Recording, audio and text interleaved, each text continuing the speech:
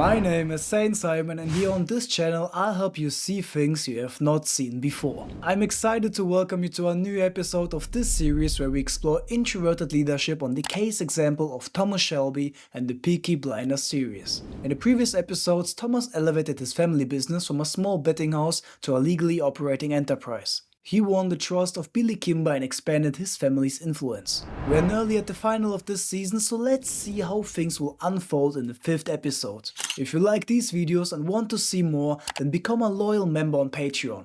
All the money we make is reinvested in hiring an assistant editor to produce more high quality videos for you. Opening shot. Thomas is at a graveyard, visiting the grave of Donnie Banks. Now we know where Thomas hides the guns. Nobody in Small Earth creeps in a pot without the decree of Tommy Almighty. John and Arthur collect protection money from the new underground fight club. My name ain't Art of Seduction. Dad? And this is where they meet the father of the Peaky Boys.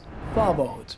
Here on this channel we explore many themes, but one of the main themes is the divine masculine. In this episode we explore an example of toxic masculinity and divine masculinity, both in the context of fatherhood. Watch until the end to learn about the lesson of divine fatherhood and leadership, because as a leader you will also serve as a father figure and role model for those who follow you. Arthur is here naive and blinded by his emotions. As the oldest son who is named after his father, he is seeing the best in him. His subconscious refuses to see the truth. How are you, son? Get out. Come on, son. I'm a changed man. But Thomas takes control over the situation, because Thomas is detached from his emotions and can see through him, not blinded by his words. Thomas can see that their father is only a trickster looking for the next scheme, using fancy words to hypnotize the people who are blind to see his true nature. Arthur is the first and oldest son, and Finn is the fourth and youngest son. They are both children and blinded by his words, but Thomas and John can see through him. You want to see him, Arthur? You want to see him? You go with him. Thomas already knows the result of this story, but Arthur is blinded by his emotions. He has to go through it to learn the lesson the hard way. Sometimes we have toxic people in our lives, and when we are blinded by our emotions, we have to learn the lesson the hard way. The art of reading people. The art of reading people is not only reading body language, but also asking the right questions and reading between the lines, observing and deducing. I thought Danny Wisbang was dead. You thought wrong, didn't you? Similar to Thomas, Grace is intelligent and also can read people. She asks the right questions and can read between the lines. He was buried in his grave. And this way she found the guns. Toxic masculine fatherhood. Arthur goes on his story. Here we see an example of the toxic masculine as father figure. The father of the Peaky Blinders is a scam artist, using his charisma and eloquence to persuade Arthur and manipulate him. The toxic masculine can be expressed through something called Machiavellism. It's also part of the dark triad of personality traits, which also includes narcissism and psychopathy, and is characterized by manipulative and selfish behavior. Here their father manipulates Arthur by abusing his love and kindness, going so far to even challenge him to a fight to beat him up to feel superior, because he knows that Arthur loves him too much to fight back. He is arrogant, narcissistic, cold and ready to sacrifice even his own children for his own good. This is a perfect example of the toxic masculine. The art of power. New level. A cold character approaches Tommy. This is a similar situation like in the first episode with Freddy, but this time Thomas is confronted by someone who plays at his level of power. The Irish boss makes strong eye contact and subtly threatens Thomas, but Thomas again, like always, remains non-reactive. Thomas changes from non-reactive to strong eye contact to show his power, but the Irish boss responds with even stronger eye contact and calmness under pressure, to show Thomas that he is not your typical street soldier, but a man of high rank. I'm from South Armagh. I'm a man of influence there. Cordial and water would be grand, Mr. Shelby. The Irish boss is the first real opponent who competes with the same calmness under pressure, power and intelligence as Thomas. The art of the deal. New level. Now, this situation is similar to the 3rd episode with the Irish members, but again, this time Thomas is confronted by someone who plays at his level of power. He says the Peaky Blinders do have the guns. Robbed from the factory down the road. He boasts about a stack of Lewis machine guns and enough belts of ammunition to hold up God's trousers. The Irish boss wants the guns that Thomas has in his possession. Yep, that sounds like our Danny. He has an imagination. Thomas again plays the fool to keep him in the dark, a similar strategy he used last time. We have men on the BSA factory. They say you, Osm. And we have men who work in the police station.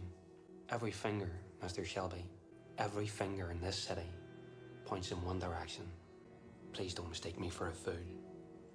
But this time this strategy doesn't work because too much time has passed since the third episode and now everyone in the city knows that Thomas has the ace. The Irish boss drinks his water slowly and in one go. This is the art of drama. He creates this way suspense to show his power and again subtly threatens Thomas.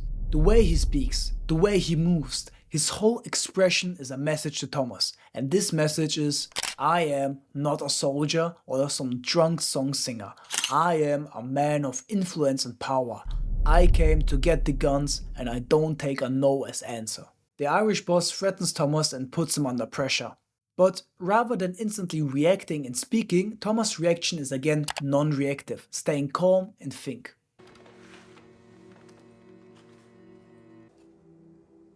Let me confess something to you, and only to you. I have the guns, but they have become a burden to me. Perhaps it is time to unload that burden for the right price. Thomas is here not really thinking about giving the guns to the Irish, but only plays obedient to guard down his enemy to give himself more time to think for a better solution. His strategy is to post-schedule this meeting to leverage the situation. In the meantime, he gets the help of the police to create a trap for the Irish members. Okay, just hold it up. Just point. Right. Shortly after, Thomas is about to meet the Irish to make the transfer. But Thomas knows that the rebels are not trustworthy and will betray him anyway, so he makes sure he has an insurance. Thomas is giving him a drink, again using alcohol to cloud his mind, the same strategy like in the third episode. But this time he has learned from his mistake and is not taking the bait. Give me the cash.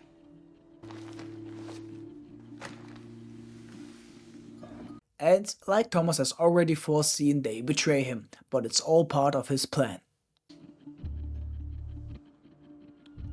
To barmaids, you don't count. But what wasn't part of Thomas' plan is that Grace starts to shoot. Her job was only to point with the gun at them and wait until the police arrive, but now she's shooting and the police doesn't come. While fighting, Thomas reliving traumas of war, again near-death experience.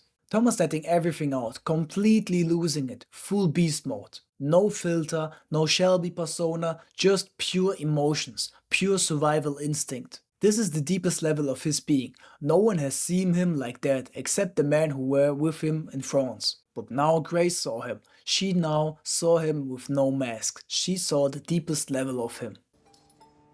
Why did you shoot? Why did you shoot, Grace? I didn't know I had it in me like that. You've seen me. And you've seen me. They both are completely open, no mask. They are both at their most vulnerable moment and share that moment together. Now their relationship is at a new level of depth. Grace now sees Thomas with new eyes, seeing his true character. There are many factors that determine the depth and bond of our relationships with others. One of these factors is the intensity we experience together with another person. Deep relationships, such as friendships or partnerships, are often characterized by the intense experiences both share together. The Art of Seduction. The agent is again coming way too close, way too fast, touching her in a creepy way, unnaturally forcing body contact. But she makes no eye contact with him. I want your word that Thomas Shelby will not be harmed if the guns are recovered.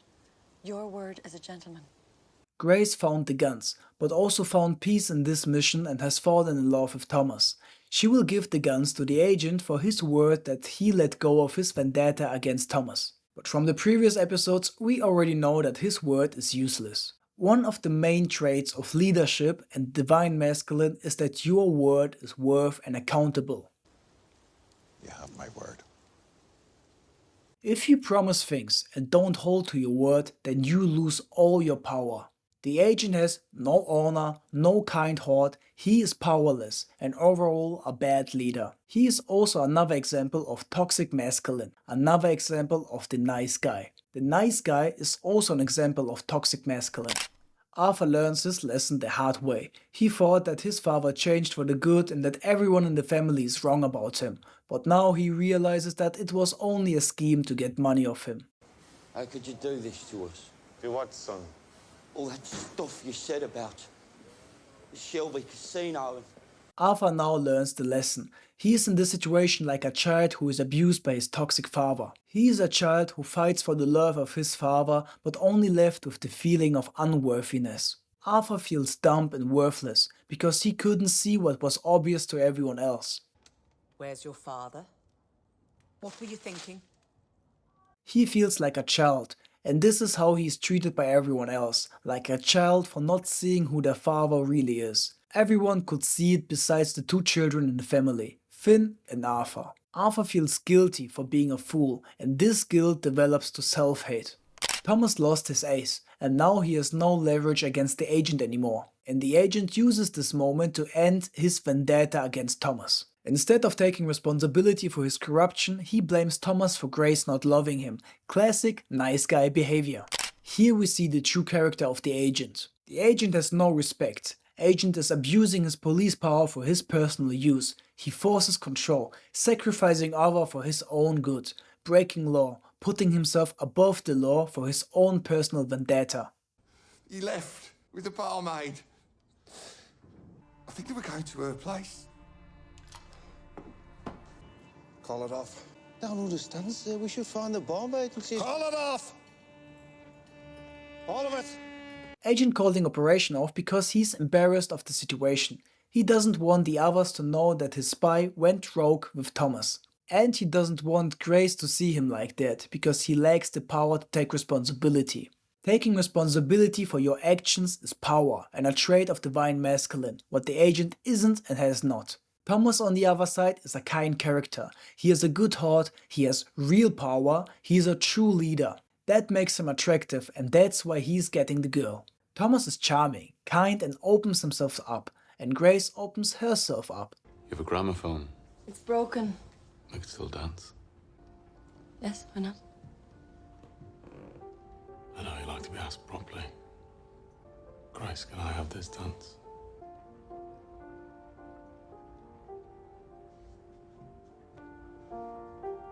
Agent watching them in jealousy, dying inside, while they spend the night together. Like we already saw in the first episode, Thomas is a good man who plays a gangster, and the agent is a bad man who plays a good man.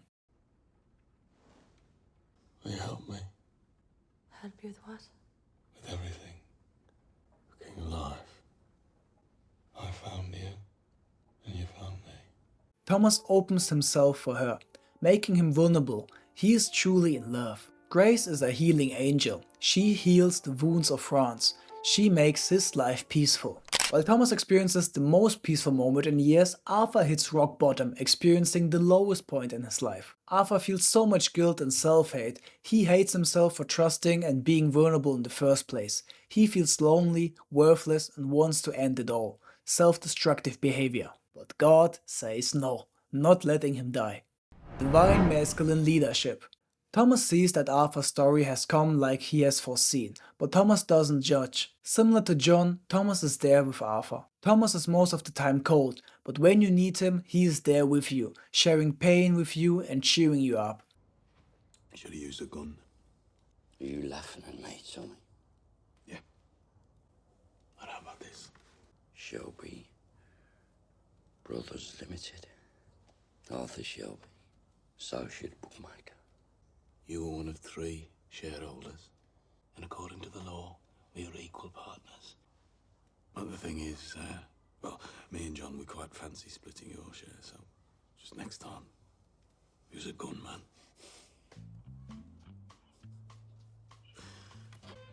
We are on our way up in the world, brother. This makes him a real leader. This is a great example of the divine masculine leader. Divine masculine fatherhood. Thomas helps Arthur as a brother, being for him and fueling his self-belief and self-love. But Thomas is here more than a brother, he is also a father figure for Arthur.